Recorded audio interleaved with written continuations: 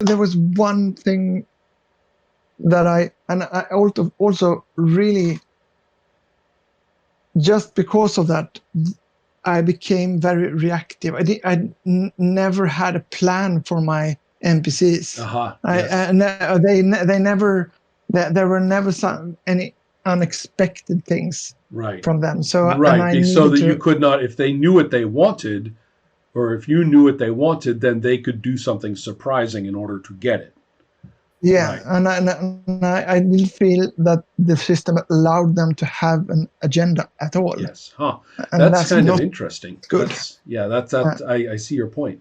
it, Hmm. it's not explicitly like made that way, but it was a kind of an unwanted side effect. Right. Right. Okay. So there Yeah. are lots of places for your brain to work on this Mm. once you have stated, your experiences. So to add some views from a completely different perspective, Yeah. one of the things that I thought was okay. Let me think a little bit. Helma was pretty clear when she was talking about it, and you and I spoke about this before, that the ability of the players to be proactive, to go and get Mm. things started, and to Mm. initiate situations and to drive into their own desires, um, also felt kind of blocked. Yeah. Blocked maybe passively. I don't say you are blocking it, but No. something about the way we are interacting with the fiction, we felt like our next choice was to wait to see what you did next. Exactly. And that's one thing that And it has to do with like the the the the the intuitive thing to look down at your character sheet and see what on this paper, how can that help me to guide me what I'm doing. If it, true, and but it, yeah, but usually when I do that across the character sheet in this game, I would have to be in a conflict in the first place because I am trying to frame the activities, the things I am choosing, the aspects I am choosing. I am managing them in my head for that conflict. And that's yeah, not very hard to do. It's actually no, pretty easy and pretty fun.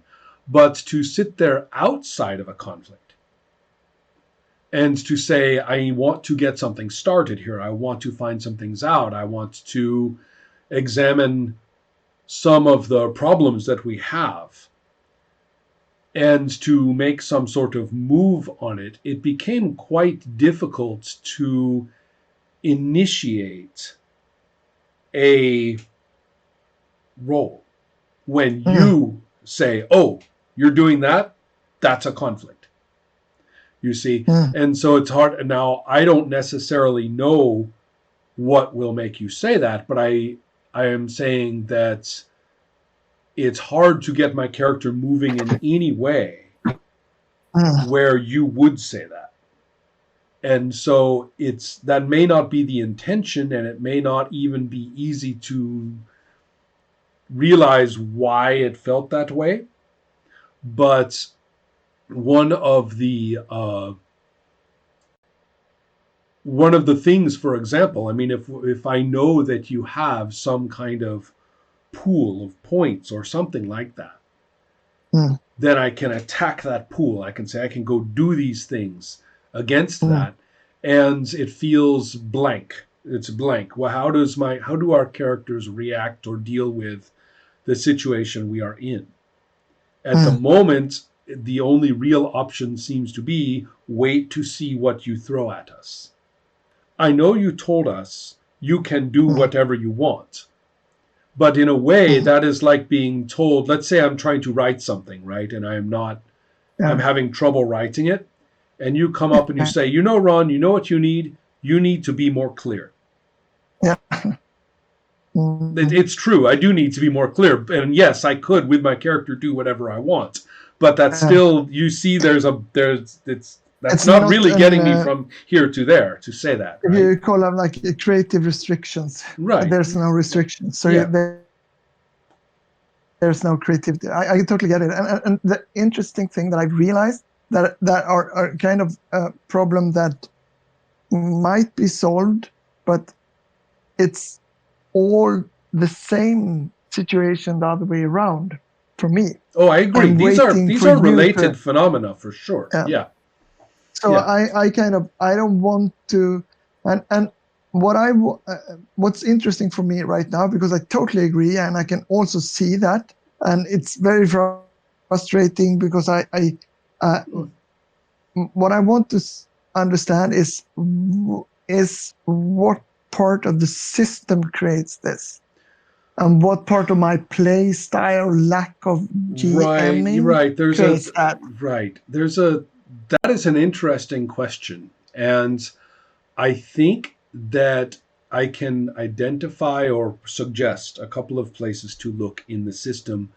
One observation Mm, that I would track down, it's like I don't know where it goes, but I can smell it. I say we need to track down this aspect of the system. We will think our way through it a little bit. Is the amount of effort that we have spent on all this setup. It's extremely elaborate. We have chosen our cards. mm, We have chosen which two cards are going to define phase one. We have mm, chosen the Sense of Wonder card. We have chosen many different individual phrases across all these cards. mm, Much of this is very strong, and you have spent a lot of time on that content. And there's no mm, question.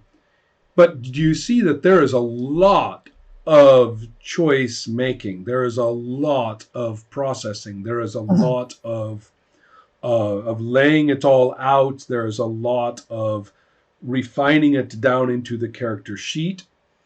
And in many ways, it is uh, that I'm looking for the place in it where you suddenly feel as though you are moving. The character is moving into something.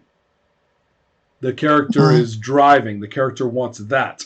And there is the place on the card, on mm, the where you have chosen, for example, what does my character want from sacrifice, right? What does mm. my character want from the gunslinger? So those are there, but they are very abstract feeling, very Yes. psychological, and not so much about what my character does right now. Mm, And so, in many ways, we have these character mechanics which are all about doing things, but there is this strange block from the effort we have gone to so far. And then I don't want to say it's a block. I keep saying block. That's not what I mean. It's more like a fog. Then there yeah. is like a fog And I there think it's. into what they are about to do. What would I do if you did not give me a situation? And that's what I'm looking for when I want to play this character. My character has to be meaner and more aggressive and more interested in what they are about to do than you are as the game master. The character has to be more directed, more forceful, more you have to, you might say, well, then there is this situation. My character just takes their hand and slaps the game master across the face and says, I am doing Mm, this. And mm, so the feeling is it's a big deal for me in playing and making a character. I have been working on this for a while, and the mechanic, the procedure that I have for making a troll babe mm, is where I have observed that when I ask the player, where is your character on the map? And where is and that is where she is just arriving, is at that spot. Where is mm, it? And I don't even ask for a goal. I don't even say, and why is she there? What does she want? I don't even do that. Because every single time I have played, the player instantly, their hand just goes out like a snake, and they hit the spot on the map and say she is there. And then